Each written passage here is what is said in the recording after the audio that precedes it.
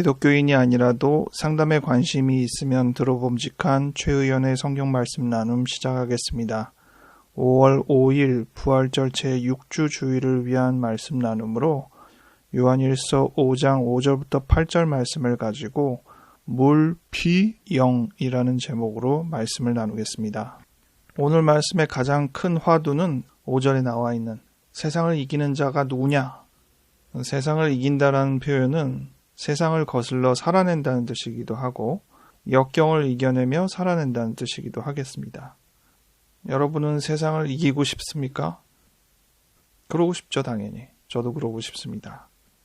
어떤 이가 세상을 이기는 자냐 확인을 했더니 오늘 본문에서는 예수께서 하나님의 아들임을 믿는 자가 그렇다는 겁니다. 예수께서 신의 아들이라는 거죠.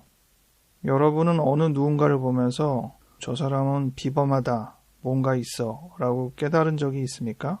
또는 저 사람은 내 모든 것을 걸 만큼 나의 삶의 지표가 될 사람이다 라고 확신한 적이 있습니까? 그 정도는 아니더라도 연애를 할 때, 결혼을 할 때, 삶의 스승을 만날 때 비슷한 경험을 하는 경우는 있을 것입니다. 우리가 중요한 대상을 어떻게 판단하고 인정할 것이냐에 대해서 오늘 말씀과 비교를 하며 우리의 판단을 또 살펴보면 좋겠습니다. 오늘 본문에서는 예수가 신의 아들임을 증언하는 셋이 있다고 되어 있습니다. 물과 피와 성령, 그리고 그 셋이 하나라고 했습니다. 이 말은 굉장히 신비롭게 들리기도 하지만 좀 편안하게 의역을 하면 물과 피와 성령이 모두 하나같이 한 마음으로 예수가 신의 아들임을 증거한다, 이렇게 보시면 됩니다. 실제로 현대인의 성경에는 그렇게 번역되어 있습니다. 이 구절이 아니더라도 여러분의 삶에서 어떤 중요한 결정을 할 때 이걸 할까 말까, 어느 것이 옳을까 결정할 때도 비슷하게 합니다. 먼저 내 마음이 어떠한 소리를 내고 있느냐, 그리고 주변에서 사람들이 뭐라고 하느냐, 그리고 이 주변 환경이 어떻게 돌아가고 있느냐, 이 세 가지가 딱 일치하게 이것을 해야 한다라고 같은 의견을 내면 이걸 정말 해야 되는구나 라고 판단하기가 쉽잖아요. 그런 식으로 몇 가지 요소를 살펴서 그것들이 일치하는지를 보는 것이 보통 우리가 하는 일입니다. 오늘 본문도 그 얘기를 하는 겁니다. 예수가 하나님의 아들임을 어떻게 확인할 수 있었느냐? 물로서, 피로서, 성령으로서 확인했다는 겁니다.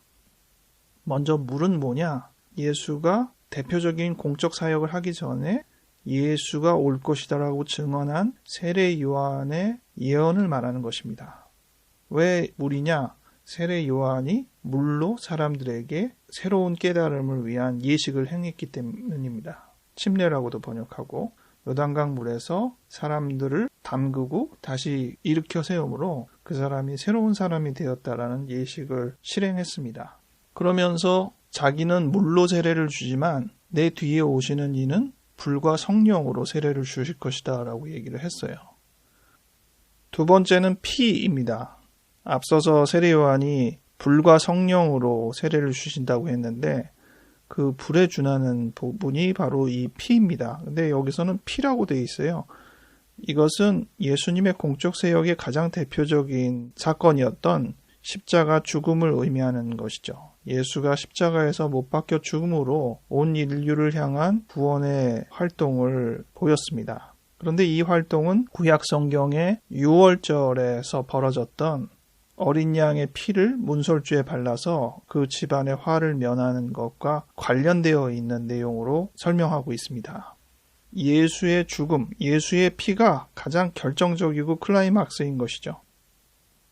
이 사건에 앞서서 이미 세례 요한도 그러하였고 다양한 많은 이야기들이 예수 그리스도를 상징할 만한 여러 정보를 제공해 왔다는 것이라고 볼 수 있습니다. 그런 것들을 들을 때는 분명하지 않았다가 예수의 죽음을 바로 접하고 목도한 그 순간은 이것이구나. 바로 이 사건을 그동안 많은 사람들이 예언해오고 얘기해왔던 것이구나 확고하게 느끼는 순간이 온다는 것이죠.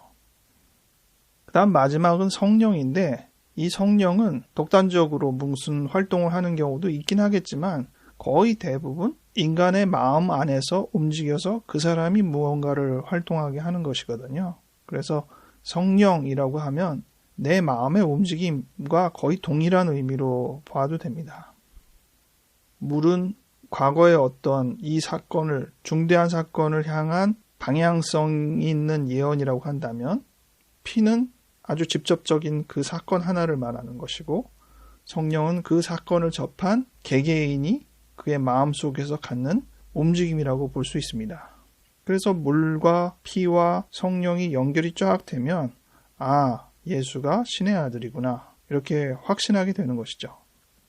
종교적인 언어를 빼자면 운명을 만날 때, 사명을 만날 때, 내지는 삶의 의미를 깨달을 때 제가 말씀드렸던 물과 피와 영이 있는 거예요. 특정한 사건에 앞서서 여러 가지의 경험이 이 특정한 사건을 향해 준비되어 왔다는 느낌을 갖게 됩니다. 그리고 그 사건을 전향적으로 본인이 경험하게 되고 사건 이후로 개인의 마음이 움직여서 새로운 삶의 방향을 결정하게 되죠. 물론 이렇게 물과 피와 영이 일치하여 확고하게 이것이구나 라고 결정하는 그 상황이 계속되지는 않습니다. 그때는 맞고 지금은 틀리다라는 말이 있는 것처럼 지금 이 순간에는 아주 확고하지만 한 2, 3년만 지나도 다른 해석이 생길 수도 있고 전혀 다른 판단이 생길 수도 있는 것이죠. 지금은 그렇게 충실하게 우리의 판단을 집중하지만 그렇다고 해서 아집에 빠지지 말고 충분히 다른 판단이 이어질 수 있다는 생각을 할 때 겸손하게 우리의 삶의 여러 지평들을 열어갈 수 있을 것입니다. 여러분은 요즘 비슷한 여건을 가지고 있는지 궁금합니다. 종교적으로든 어떤 운명과 같은 판단을 위해서든 오늘의 말씀처럼 세 가지 요소를 점검하고 그 요소가 일치하는지 확인하는 시간이 있기 바랍니다. 기도하겠습니다. 하나님 아버지, 우리 삶의 무수한 경험과 판단 속에서 우리가 중대한 결정을 해야 될 상황들을 돌아봅니다. 지금이 그러한 상황인 한 사람 한 사람들을 주님 깊이 받아주시옵소서.